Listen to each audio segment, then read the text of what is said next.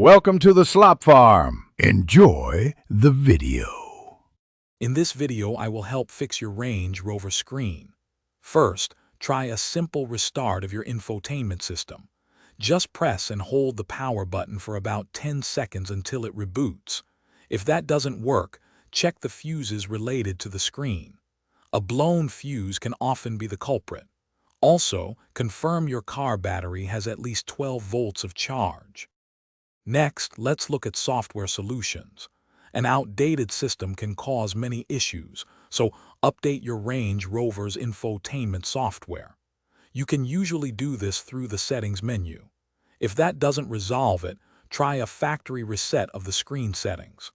Also, ensure any connected external devices are not causing interference by disconnecting them.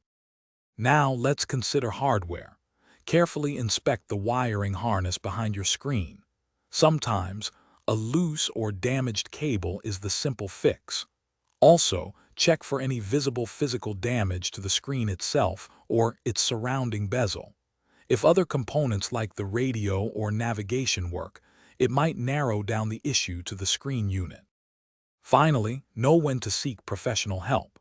If your screen remains completely blank after trying these steps, it often points to a major internal hardware fault. Persistent flickering or distorted images usually mean the display panel itself is failing. For complex or unresolved issues, it's always best to consult a certified Range Rover technician. Thanks for watching. Consider subscribing if we helped you today.